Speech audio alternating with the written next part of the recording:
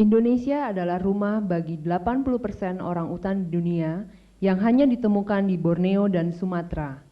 Investigasi yang dilakukan oleh EIA dan Telapak mengungkap bahwa populasi orang utan di kedua tempat ini sedang berada dalam ancaman yang serius.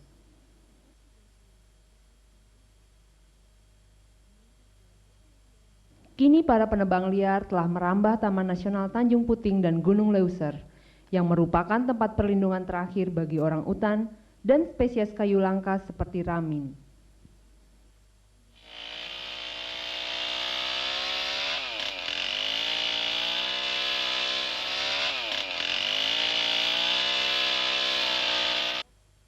Program penelitian orang utan yang terkenal di Taman Nasional Tanjung Puting di Provinsi Kalimantan Tengah didirikan oleh Profesor Birute Galdikas di awal tahun 70-an.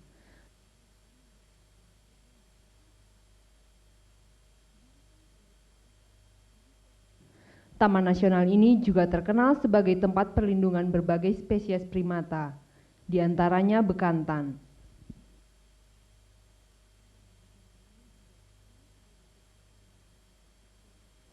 Taman Nasional Gunung Leuser adalah satu-satunya tempat di dunia di mana orang utan dilindungi bersama satwa liar lainnya seperti harimau Sumatera, badak Sumatera, gajah, beruang madu, dan macan dahan.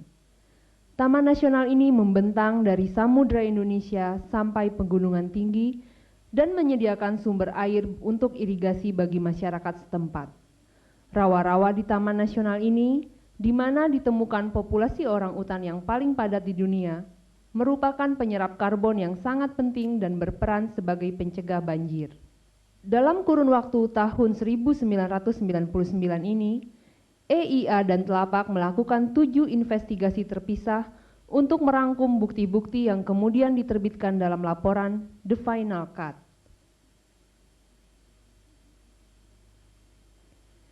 Di Taman Nasional Tanjung Puting, para investigator menemukan praktek penebangan liar terjadi di seluruh kawasan Taman Nasional.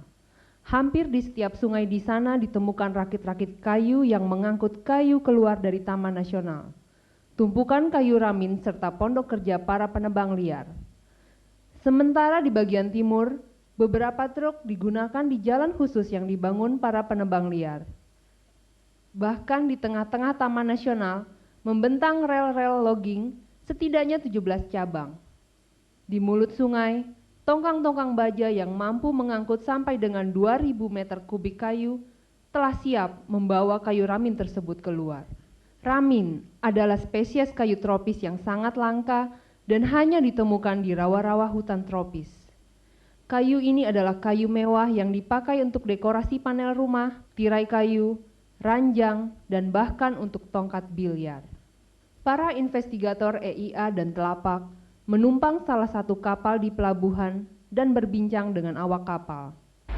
So they carry lots of wood there? Dari sana beras, dari sini kayu.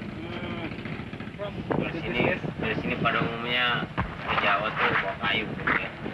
Bawa kayu. Yang paling oke, kirai, ramin ya. Jadi kalau ramin kan sampai diekspor ke Hongkong, pakai dolar. Orang di balik semua aktivitas ini adalah Raja Kayu Abdul Rashid, pemilik Tanjung Lingga Group yang berpangkalan di Pangkalan Bun, yang memiliki pabrik-pabrik di Sungai Arut dan memiliki koneksi khusus dengan polisi dan militer. Kami menyamar, kami mengunjungi salah satu pabrik somil yang dimiliki oleh PT Tanjung Lingga, dan pabrik tersebut sangat besar dengan karyawan yang jumlahnya ratusan. Skalanya adalah skala besar, skala komersial. Sebagai bagian dari perusahaan Tanjung Lingga Group, pabrik ini mengolah ramin menjadi kayu cetak dan tirai untuk diekspor ke Hong Kong, Singapura, Taiwan, dan Amerika. Sementara para penebang liar hanya dibayar $1 per meter kubik kayu yang sudah diolah dijual pabrik ini seharga sampai dengan $1.000 per meter kubik. Di Sumatera, dengan dukungan LSM setempat YLL, investigator EIA dan Telapak mengunjungi satu stasiun penelitian orangutan di Suak Balimbing, Taman Nasional Gunung Leuser, di mana telah ditemukan orangutan yang mampu menggunakan peralatan. Para penebang liar telah menghancurkan separuh dari pohon pakan untuk orangutan di kawasan tersebut. Dan meskipun terdapat usaha-usaha untuk menutup sawmill liar, pihak yang berwenang menolak untuk turun tangan dalam persoalan ini. Investigator EIA dan Telapak mengikuti perjalanan para penebang liar ke dalam Taman Nasional dan memfilmkan saat mereka sedang mempersiapkan pondok kerja. Para penebang liar dibayar beberapa puluh ribu rupiah setiap harinya oleh pemilik sawmill. Selain itu mereka juga dipinjami chainsaw dan uang yang pada akhirnya mengikat mereka kepada pengusaha-pengusaha kuat tersebut. Para investigator membuntuti truk-truk logging sampai ke sawmill, termasuk satu sawmill yang dimiliki oleh Raja Kayu bernama Siau. Peluncuran kampanye melawan illegal logging dilakukan melalui suatu konferensi pers di Jakarta pada bulan Agustus tahun 1999 dan mendapat pemberitaan luas dari media massa nasional dan internasional, baik cetak maupun elektronik. Tindak korupsi dan terancamnya keberadaan Taman Nasional beserta isinya merupakan isu utama yang diangkat. Menyusul peluncuran The Final Cut, Direktur Telapak dan EIA mengunjungi Gubernur Kalimantan Tengah di Palangkaraya untuk memastikan bahwa ia mengetahui permasalahan yang terjadi dan mendesaknya untuk bertindak mengatasi masalah ini. Telapak Indonesia dan IAE mengunjungi dan bertemu dengan Gubernur Kalimantan Tengah. Di sana kami meminta Gubernur Kalimantan Tengah atau pemerintah daerah Kalimantan Tengah untuk bertindak terhadap illegal logging yang terjadi di Taman Nasional Tanjung Puting. Gubernur Kalimantan Tengah, Bapak Rapiudin Hamarung, berjanji bahwa pemerintah daerah Kalimantan Tengah akan bertindak tegas dan menangani secara serius permasalahan illegal logging di Taman Nasional Tanjung Puting. Dia berjanji akan menutup sawmill-sawmill liar. Dia akan menindak aparat pemerintah daerah yang terlibat dalam illegal logging. Seiring berjalannya waktu, Telapak dan EIA menerima banyak informasi yang simpang siur mengenai keadaan di Tanjung Puting, baik dari pemerintah maupun masyarakat setempat. Telapak dan EIA mengirimkan investigatornya kembali ke Tanjung Puting untuk mengetahui situasi terakhir dan apakah terjadi perubahan di daerah itu. Dalam perjalanannya, tim investigator berpapasan dengan perahu yang mengangkut rakit kayu keluar dari Taman Nasional. Rakit kayu yang terdiri dari ratusan kayu yang baru saja ditebang diangkut menuju sawmill di Kumai, kota terdekat. Ini adalah pemandangan yang sama seperti terlihat beberapa bulan yang lalu.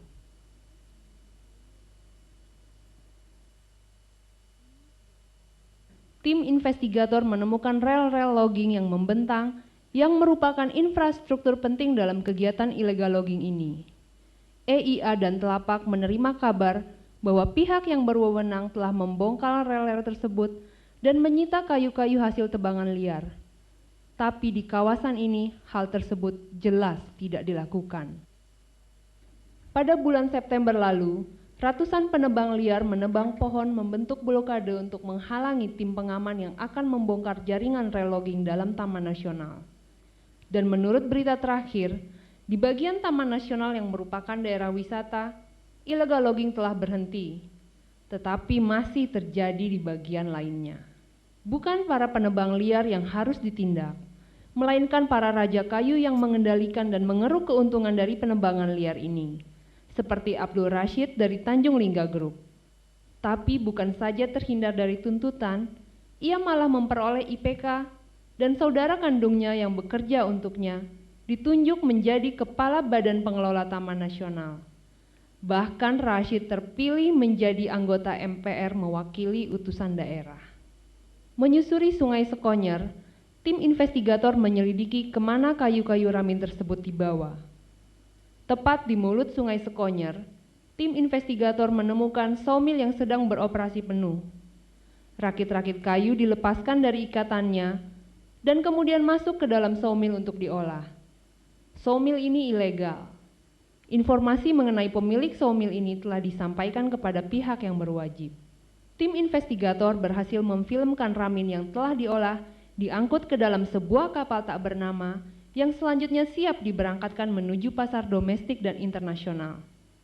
Sementara tak jauh dari sana terdapat pangkalan marinir yang ditugaskan untuk mengamankan Taman Nasional. Meskipun sudah terdapat bukti-bukti yang nyata, pihak yang berwajib masih belum bertindak.